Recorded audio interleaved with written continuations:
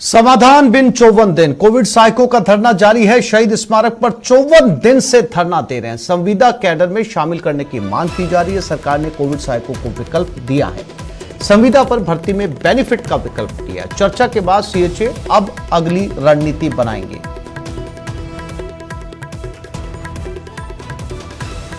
तो संविदा कैडर में शामिल होने का विकल्प अब सरकार ने कोविड सहायकों को दिया है। भर्ती बेनिफिट का विकल्प दिया जाएगा। कोविड सहायकों का धरना 54 दिन हो चुके हैं जारी है और ये तस्वीरें सीधी कोविड सहायकों की शहीद स्मारक से। सौरभ गृस्ती हमारे साथ धरना स्थल से लाइव जुड़ गए, उनके पास चलते हैं। 54 दिन बीत चुके हैं सौरभ, और अब जाकर एक समाधान निकालने की कोशिश की गई है। जो विकल्प सरकार की तरफ से दिया गया है उसको लेकर कोविड सहायकों का क्या कहना है? क्या वो इस विकल्प पे जाएंगे या आगे जो है ये आंदोलन जारी रहेगा? वो इस विकल्प से सहमत नहीं है। क्या कहना है इनका?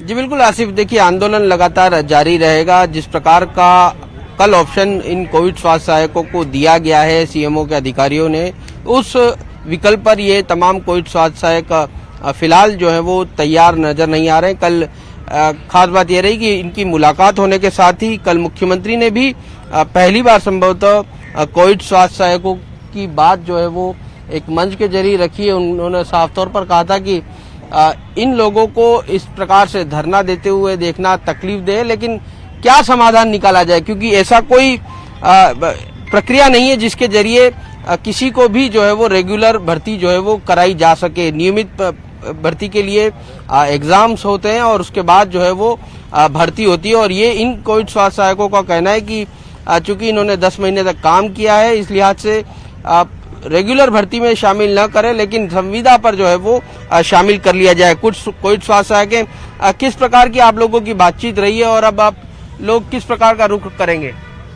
उन्होंने यही बोला 28,000 की हम एक साथ भर्ती नहीं कर सकते, चाहे कुछ भी कर लो आप, चाहे धरना 500 दिन दो तो कितने दिन ही दो। तब उन्होंने ये बोला आपके लिए अलग कोई ऐसे कर सकते हैं जिसमें बोनसिंग अंक हो सकते हैं। उन्होंने फिर यही बात रखी थी हम सीधी भर्ती नहीं कर सकते। उनको ये मेरा कहना है आपने सीधी कैसे नहीं कर, पैरा टीचरों की भी की थी, उन्होंने सीधी भर्ती की थी, फिर हमारे लिए क्यों नहीं कर सकते हो?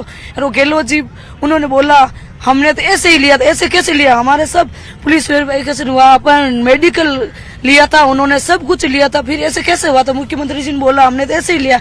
ऐसे कोई हमने घर से फोन लेके थोड़ी लिया, हमने पूरे डॉक्यूमेंट लिया फिर लिया था। फिर हमने रांका जी ने बोला जो आपको अच्छा लगे तो 5 आदमी हमारे 5 आपके मीटिंग हो जाएगी। फिर उसके आधार पर उन्होंने बताया नहीं कितने। सही भी तो है कि आप 28,000 को एक साथ कैसे भर्ती कर ले सरकार? कैसे नहीं करेंगे? क्यों ऐसे आगे भी हो भी थी भर्ती, पैरा टीचरों की हुई थी सीधी भर्ती, वो सीधी हुई थी, एग्जाम थोड़ी हुए थे उनके। और जो है ना उनका एजुकेशन भी बाद में हुआ था, वो 8th पास थे जो पैरा टीचरों की भर्ती हुई थी तो भी उन्होंने दिया। हम तो डिग्रीधारी है जिसने नर्सिंग जीएनएम बीएससी एमएससी की है। तो फिर आप लोग आगे क्या करने वाले हैं? निसंदेह बहुत बड़ा मैसेज था। जिस प्रकार भर्ती प्रक्रिया को अवैध ठहराया जा रहा है, ये निसंदेह बहुत आगे क्या करेंगे आप ये बताइए। आगे की रणनीति हमारी कार्यकारिणी तय करेगी और भर्ती प्रक्रिया सारे नॉर्म्स के अकॉर्डिंग। मैं पहले फोकस करना चाहता हूँ भर्ती प्रक्रिया पे।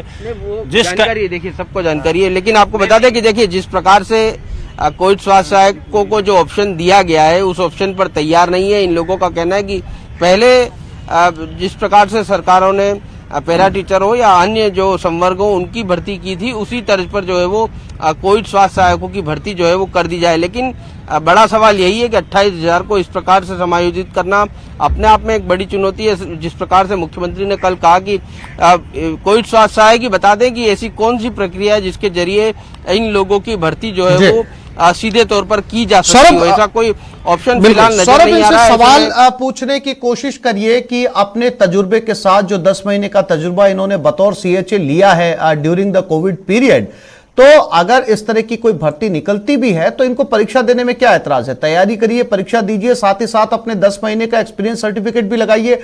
हो सकता है आपको प्रायोरिटी प्राथमिकता मिल जाए किसी संविदा कैडर के अंदर। परीक्षा दीजिए, साथ में अपना सर्टिफिकेट लगाइए।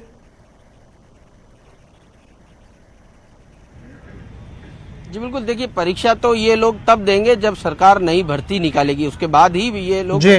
परीक्षा दे सकते हैं। और ऐसे में जिस प्रकार से कल जिस अधिकारियों से बातचीत हुई तो उन्होंने का भी साफ तौर पर कहना था कि हम लोग बोनस संख्या कुछ बेनिफिट जो है वो इनको प्रायोरिटी पर रख सकते हैं, लेकिन उसके लिए पहले भर्ती निकालनी होगी। लेकिन इन लोगों का कहना है कि चूंकि पहले भी संविदा पे लोगों को शामिल किया गया था, ऐसे हमें भी जो है वो नियमित ना करे सरकार, लेकिन संविदा कैडर में ही शामिल कर दे। इस प्रकार की मांग जो है वो ये तमाम कोविड स्वास्थ्य सहायक जो है वो कर रहे हैं और इसी के तहत अब आंदोलन आगे जारी रखने की इन्होंने ऐलान कर दिया है, क्योंकि इनका कहना है कि जिस प्रकार से सरकार काफी प्रदर्शन और धरने के बाद जो है वो वार्ता के लिए तैयार हुई है, ऐसे में इनका प्रदर्शन जो है वो जारी रहेगा। जन सुनवाइयों में ये जाकर प्रदर्शन करेंगे, विधायकों के आवास पर भी जाएंगे और तमाम उन तरीकों को अपनाएंगे जिसके जरिए जो है ये अपनी बात को जो है वो आगे रख सकें। सौरभ, एक महत्वपूर्ण सवाल ये भी है कि संविदा में ये दोबारा शामिल किए जाने की मांग कर रहे हैं। इन्होंने उदाहरण भी दिया कि पहले भी संविदा में जो है वो सीधे लोगों को जो है वो हायर किया गया है,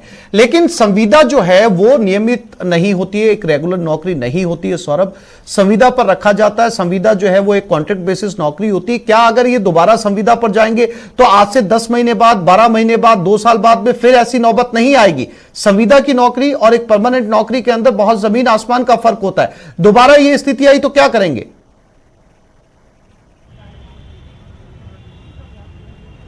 देखिए आसिफ, मैं आपको बता दूं, चूंकि ये लोग संविदा कैडर में शामिल होने की बात कर रहे हैं और संविदा कैडर में शामिल होने का इनका मतलब ये है कि अगर कुछ सालों तक, 4-5 सालों तक संविदा कैडर में रहते हैं तो आने वाले समय में अपने आप जो है वो नियमित हो जाएंगे।